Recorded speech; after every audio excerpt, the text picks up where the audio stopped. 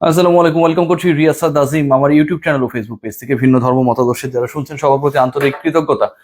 বাংলাদেশের জন্য আসলে বাংলাদেশ পরাজিত হওয়ার পরেও সামনে এগুনোর, সুপার এইটে যাবার দ্বার উন্মোচিত হচ্ছে এবং সেই দ্বার উন্মোচনের ক্ষেত্রে প্রতিপক্ষ যে দল রয়েছে সেই দল একটা বড় রোল প্লে করছে। শ্রীলঙ্কা এর আগে সে জায়গায় একটা সহায়ক ভূমিকা পালন করেছিল যখন তারা দক্ষিণ আফ্রিকার বিপক্ষে ডিফিটেড হয়েছিল, মাত্র ৭৭ রানে অল আউট হয়েছিল। বাংলাদেশের বিপক্ষে যে ম্যাচ খেলেছিল সেখানটায় বাংলাদেশ তাদের করা ১২৩ রান চেস করেছিল। অসাধারণ একটা ফিনিশিং ছিল মাহমুদুল্লাহর, তাওহিদ হৃদয়ের টানা ৩-৬ এবং মুস্তাফিজ ও রিশাদের অসাধারণ বোলিং। শ্রীলঙ্কার শেষ আশা ছিল, শ্রীলঙ্কার শেষ আশা এখনো হিসাবে নিকাশে রয়েছে, প্রকৃতির বদান্যতার উপর ডিপেন্ড করে রয়েছে, সেই আলোচনা আমি যেতে চাই না।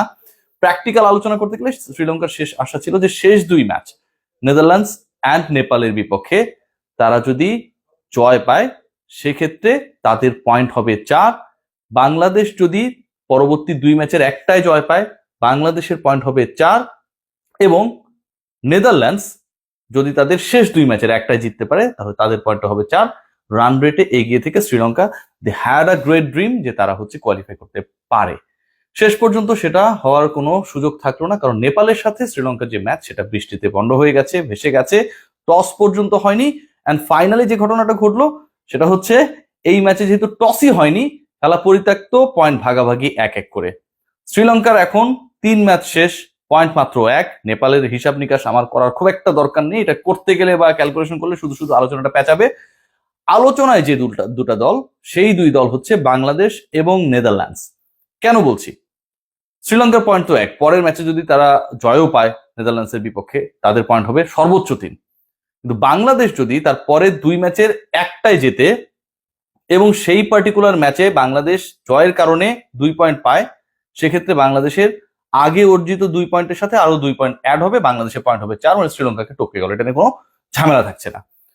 বাংলাদেশের পরের যে ম্যাচ, রাত পোহালেই যে ম্যাচটা অনুষ্ঠিত হবে, মহা গুরুত্বপূর্ণ ম্যাচ, নেদারল্যান্ডসের বিপক্ষে ম্যাচটা এখন আমাদেরকে মহা গুরুত্বপূর্ণ বলতে হচ্ছে according to the current situation. যেহেতু শ্রীলঙ্কা অনেকটা আউট হয়ে গেছে, সাউথ আফ্রিকা চলেই গেছে আসলে টপ 8-এ, তাদের হিসাব নিকাশ মানে ক্লিয়ার করে ফেলেছে প্রথম দিনে ম্যাচ জয় করে। সো নেদারল্যান্ডস অ্যান্ড বাংলাদেশ তাদের দু দলেরই পয়েন্ট হচ্ছে সমান ২ করে। এখন এই দুই দলের মধ্যে কে এগিয়ে যাবে সেটা ডিসাইডেড হবে দুই দলের যে ম্যাচটা রয়েছে, রাত পোহালি যে ম্যাচ, সেন্ট ভিনসেন্টের যে ম্যাচ, সেই ম্যাচে কোন দল জয়ী হয়।